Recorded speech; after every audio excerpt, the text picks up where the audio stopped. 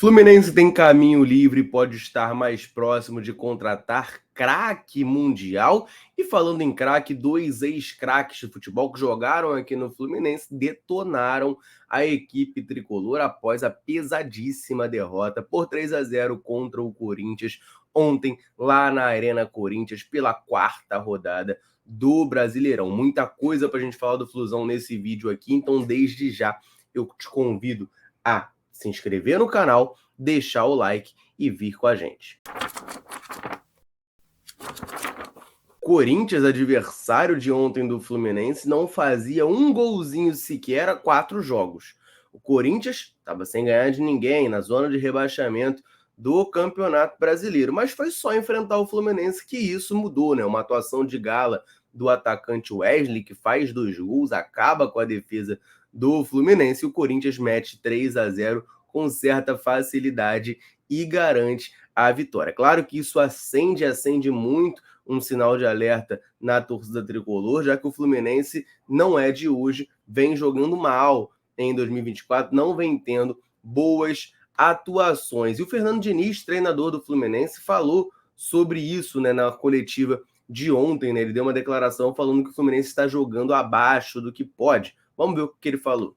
Eu acho que o time, não é que a gente está jogando abaixo do que a gente pode e tendo resultados abaixo do que a gente deve, as duas coisas, mas a gente tem uma outra coisa que a gente precisa ter consistência. A gente não tem com o jogo do Vasco a gente fez uma partida boa, mas também oscilamos e entregamos também uns 3, a gente devia ter perdido para o Vasco por erros nossos, como a gente perdeu hoje.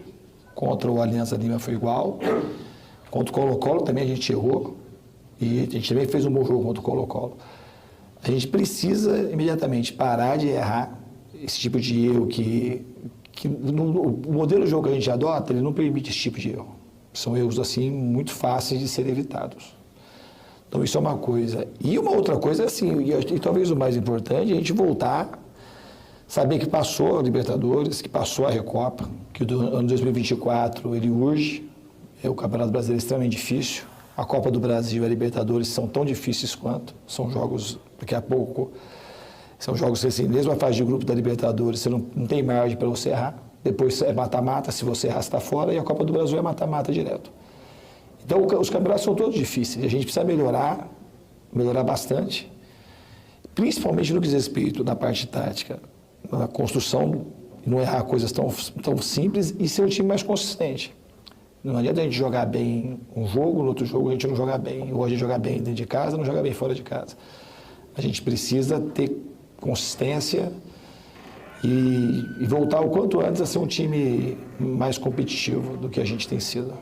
Cara, o Diniz falou algumas coisas bem interessantes aqui. Primeiro, quando ele fala, né? Eu gosto de ouvir a galera dentro do Fluminense verbalizar isso. Gente, 2023 foi um ano mágico. Eu sou muitíssimo grato pelo título da Libertadores. Era um grande sonho da minha vida que foi realizado. Maravilha. Só que, cara, 2024 é outro ano. O Fluminense continua existindo, o Fluminense continua precisando brigar por títulos, precisando ganhar títulos. Então, não existe essa de ficar vivendo com a cabeça lá em 2023, mas tá tudo bem, porque a gente ganhou a Libertadores em 2023. Não dá para ficar nessa. Então, o Fernando Diniz parece ter essa consciência. E ele fala ali. E um outro ponto que me chama muito a atenção é quando ele fala do estilo de jogo do Fluminense que permite errar muito pouco, e os erros estão acontecendo em grandíssima quantidade.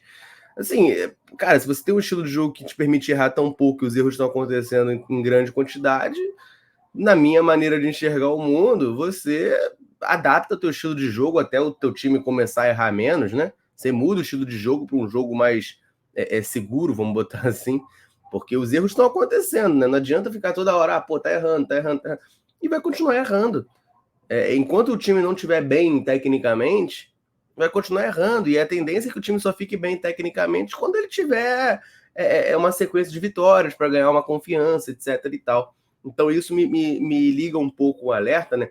Vale lembrar que a próxima partida do Fluminense é na próxima quarta-feira, dia 1º, contra o Sampaio Corrêa, pela Copa do Brasil. E assim, o Fluminense chegou num nível, cara, de atuação e de resultado em que eu até acho que o Fluminense vence o Sampaio, vai passar de fase tranquilo, mas eu não tenho mais aquela confiança pesada que eu costumava ter no Fluminense. A gente está falando do Sampaio Corrêa, tá?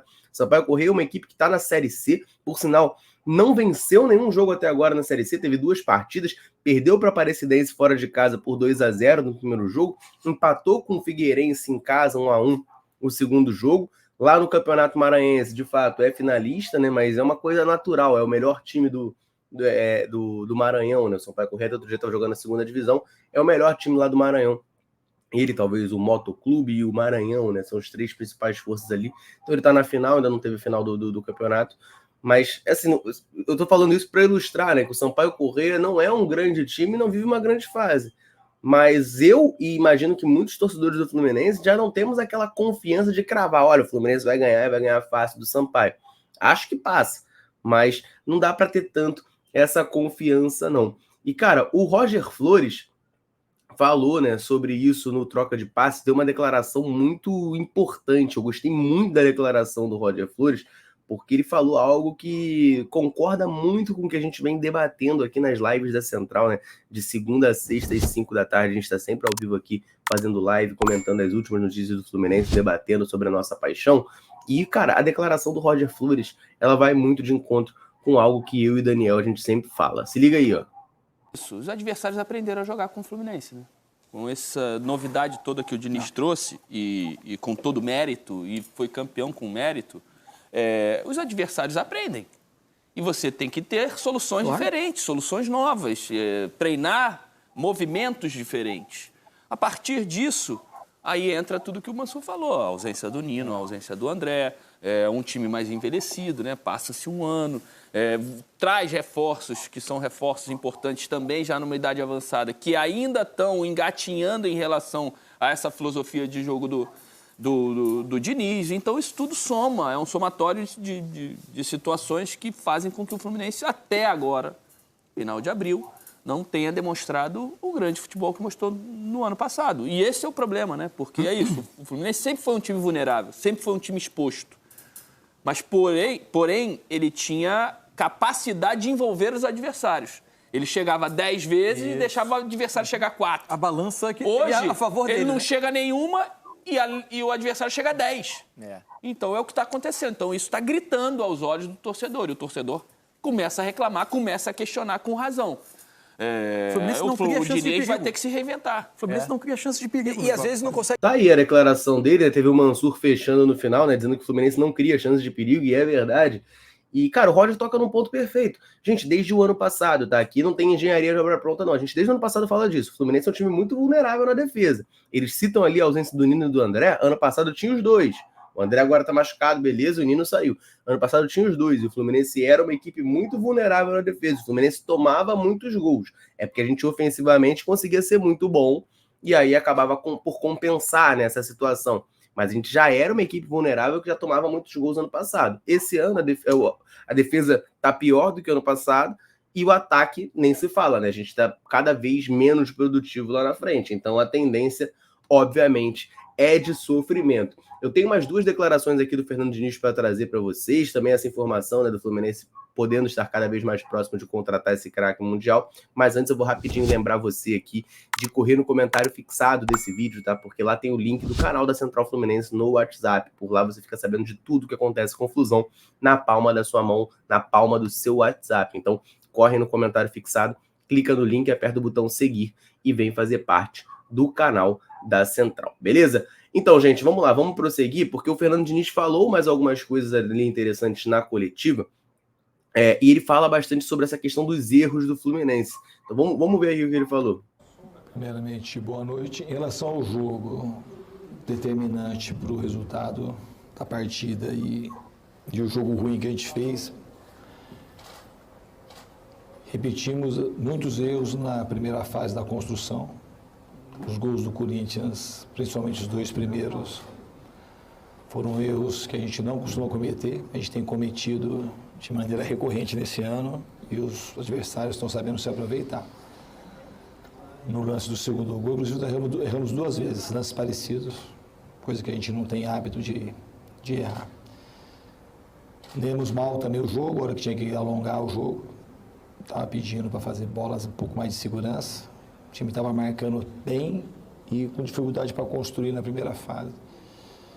E a gente foi insistindo e o Corinthians ganhou, fez um bom jogo, principalmente na marcação, e conseguiu se valer dos nossos erros. Em relação a recalcular a rota, não sei se essa é a palavra exata, mas a gente está tentando ajustar isso, não é desde hoje. A gente está tentando se encontrar na temporada de uma maneira mais consistente desde que a gente voltou em janeiro. Então não é por conta do jogo de hoje, é por conta do ano que a gente está fazendo, que está abaixo. Tanto em termos de resultado, como em termos de performance. E tirando a semana que a gente decidiu a Recopa, a gente está jogando abaixo em rendimento e em resultado. Então, ele volta a falar, né, nessa questão dos erros, e realmente, assim, o Fluminense é um time que está errando muito, ano passado errava menos. Mas por quê? Por que isso acontece? Como que a gente resolve isso? Essa que é a grande questão, né? Eu já gostei muito mais do tom da coletiva do Diniz, né? Essa coletiva ele tá muito mais ameno, ele tá assumindo os erros e os defeitos do Fluminense, coisa que nas outras coletivas, né, ele tinha uma postura mais afrontosa, vamos botar assim. Legal, mas não adianta, né? Precisa corrigir esses erros Cara, me ligou um sinal de alerta ali quando ele fala essa questão de que a gente jogou bem só a semana da Recopa, porque a impressão que me dá é que é um Fluminense sem foco, né? Quando era para ganhar a Recopa, beleza. Aí vamos correr e vamos ganhar a Recopa. Agora que passou a Recopa, acomodou de novo. Isso não pode acontecer, né, gente? Isso não pode acontecer. E falando, né, dessa questão dos erros do Fluminense, um dos principais erros que, claro, chamou muito a atenção foi o primeiro gol do Corinthians, né, em que o Germancano tá ali na base da jogada, aparecendo como um volante praticamente, fazendo a saída de bola, ele erra, e aí o Fluminense perde a bola, o Corinthians abre o placar. Quem ficou possesso com isso foi o Gerson, canhotinha de ouro, ex-jogador de futebol, hoje comentarista da Super Rádio Tupi, né, craque de bola. Se ele tá falando, ele pode falar, né? Não, você não sabe nada, né? O pessoal vem aqui às vezes e comenta aqui dizendo que eu não sei de nada, beleza. Quem tá falando agora é o Gerson, não sou eu não, tá? Aí se o Gerson não sabe de nada, já não sei. Mas, ó, se liga o que ele falou. Não foi bem assim, não foi assim. Agora, o que me enche o meu saco, a expressão é essa, desculpa, mas o que enche o meu saco é que tá vendo que tá dando errado. Essa porra dessa saída de bola. O jogo inteiro a gente falando e os caras continuam beirando ali a grande área, a pequena área e jogando com o goleiro que não sabe sair com os pés. E toca a jogar, e o time do Corinthians apertando, tá sem saída de bola.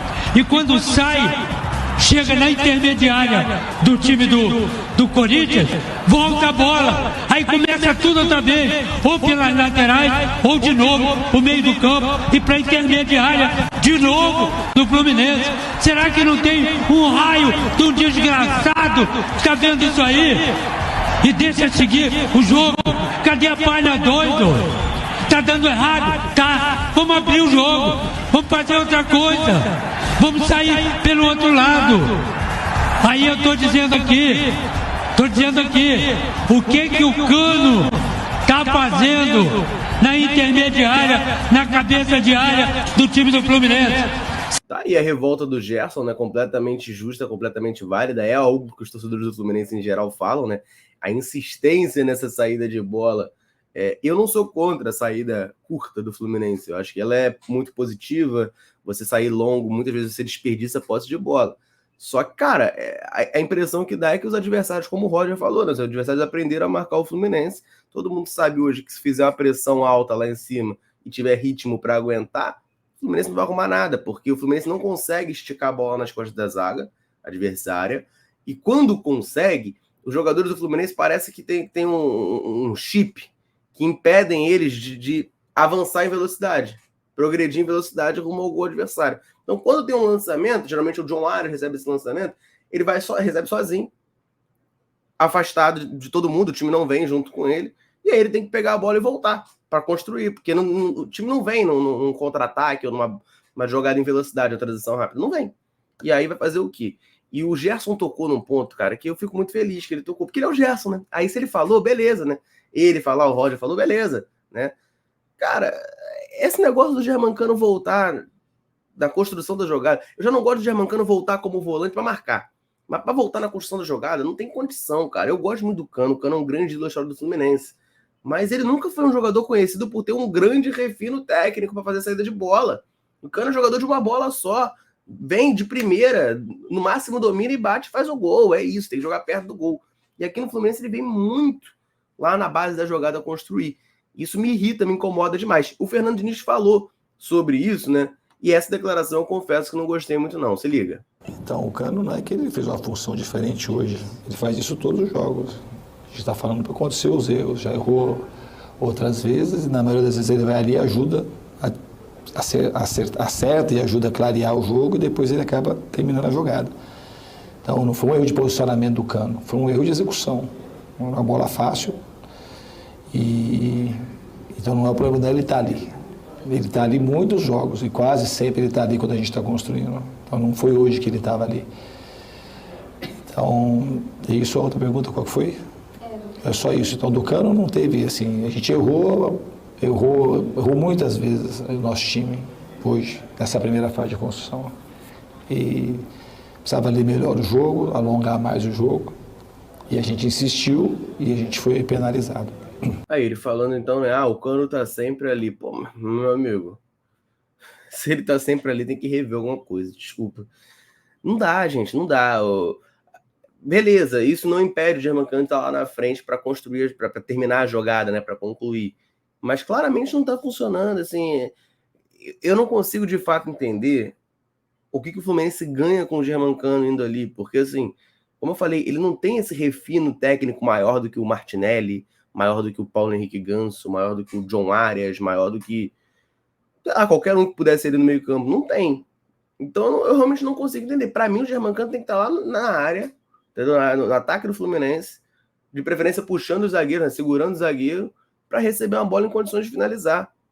E isso eu não falo de hoje, não, porque ele errou no jogo ontem, o Fluminense tomou gol. É algo que a gente vem batendo nessa tecla aqui há muito tempo. Claro, quando erra, né, quando sai o gol adversário, fica tudo muito amplificado, mas é algo que a gente já vem batendo nessa tecla, ó, há muito e muito tempo, né? Mas sobre o jogo de ontem, essas eram as notícias, né, que eu queria trazer aqui, as declarações, tanto do Roger quanto do Gerson, as declarações também do Fernando Diniz. Eu quero agora rapidamente aproveitar para dar uma moral para a galera que está sempre ligada aqui na Central, sempre nos dando moral. Todo vídeo eu convido você que está aí nos assistindo a deixar um comentário aqui embaixo falando o seu nome e de onde nos assiste. A gente gosta muito de saber até onde, nesse mundo gigantesco, a Central Fluminense consegue alcançar. Galera, chega junto, comenta. E sempre que a gente pode, a gente vem aqui e manda aquele abraço.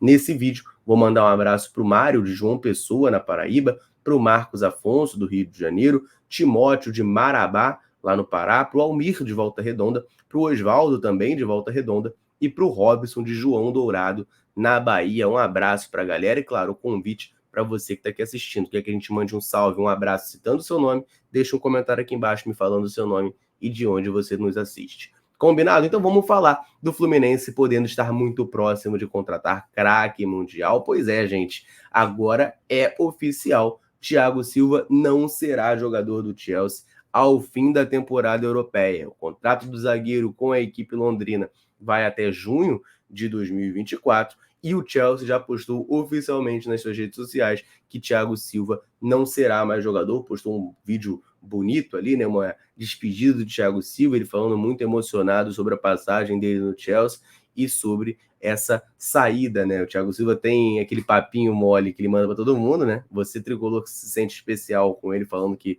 gostaria de voltar para o Fluminense outro dia, ele manda para todo mundo, né? Que ele já falou também que gostaria de voltar para o Chelsea outro dia, numa outra função, claro, não como jogador, mas que adoraria voltar para o Chelsea, que ele se apaixonou pelo clube, etc e tal.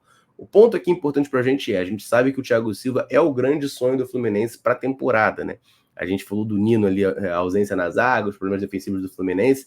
O Fluminense claramente aposta tudo no retorno do Thiago Silva no meio do ano. Vamos ver se vai acontecer ou não vai. A Beli Silva, que é a esposa dele, já afirmou, né, que o Thiago Silva não precisa mais jogar por dinheiro, que eles estão estudando a melhor proposta, tem que ver o que vai ser melhor para o jogador, para a família dele, etc e tal. A gente sabe, né, que o Thiago Silva tem a vontade de voltar ao Fluminense, de encerrar a carreira por aqui, e ele já está, né, com quase 40 anos, ele faz 40 anos em setembro. A idade nesse ponto, para mim, não influencia, porque eu acho que o Thiago Silva é um jogador que mesmo com 40 anos ele pode agregar e agregar muito ao Fluminense.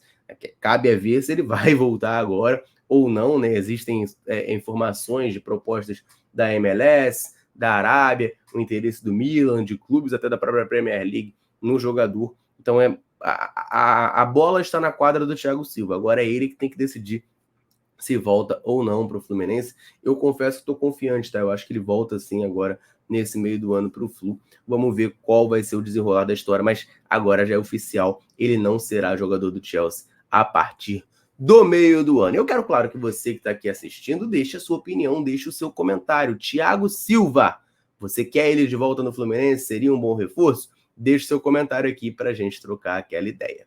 Combinado? Eu vou ficando por aqui. Um abraço, saudações tricolores. Tamo junto.